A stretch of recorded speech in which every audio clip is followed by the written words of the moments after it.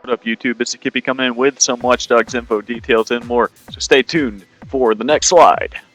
Let's start off talking about the franchisement of the game. When VG247 asked Watch Dogs Senior Vice President of Sales and Marketing, Tony Key, whether Watch Dogs will become a franchise, he responded with, "That's what all our games are about. We won't even start if we don't think we can build a franchise out of it. There's no more fire and forget. It's too expensive." So what does this mean for the game? This means we can expect there to be a Watch Dogs 2, 3. So if you're excited for this game, I recommend buying it now because we can expect more in the future. Now, I just hope this won't become an overdone game with unneeded sequels. I would eventually want a conceived and concluded ending, which fulfilled the story. We see so many companies trying to exacerbate their games, even TV shows. We don't need another season of Scrubs or even House. Ubisoft, don't screw this one up in the end. This looks like a very promising game. I definitely want to stick around for a while. Now, sources from Imagine Game Network tell us about a survey about the most anticipated RPGs. 30,000 RPG fans partook in the survey. The results showed that Watch Dogs placed on top, Destiny second, and The Witcher 3 at third.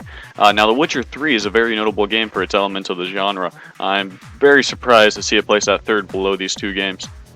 Now let's talk about the Disrupt engine and what it'll bring to the franchise. For those who don't know, Watch Dogs is not a PlayStation exclusive. I realize Sony is trying to promote the heck out of this game for their console. Sorry for those who already know this, but the game is for both Xboxes, both PlayStations, and PC. Which brings me to the next point of cross-platform.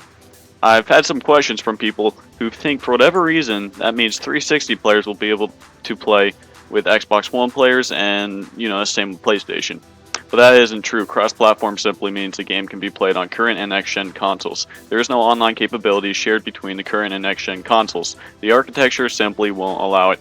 Now, if you have seen any gameplay, raise your hand. Good for you. That footage was most likely run on a PC with similar specs to the PlayStation 4. To be more specific, the gameplay at the previous E3 2012. Let's talk details. The Disrupt engine is supposed to allow players to interact with each other while each player is playing their own narrative. In a way, it's a cross between single and multiplayer. We aren't too sure how players will be able to interact with each other quite yet, but I'm sure it'll be soon. One of the producers of the game, Dominic Way, states that, get ready, this is long, there's no loading or matchmaking or waiting for the game to start.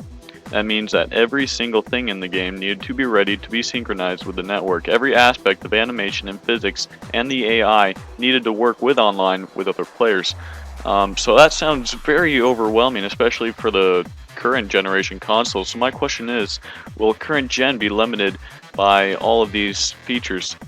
Well, from what it sounds like, Ubisoft has been developing this engine for years and have started making it at least 5 or so years ago. Gwei specified that Ubisoft has taken aspects of the Anvila engine for Assassin's Creed and the Dunia engine for Far Cry 3.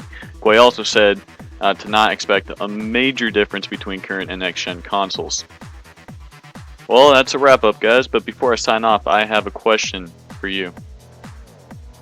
How limited do you think current generation consoles will be to next gen running these cross-platform games? So that's the question, guys. Mr. Kippy, and I'm signing off. If you like this video, please feel free to give it a like, comment, subscribe, all that good stuff, and I'll see you next time.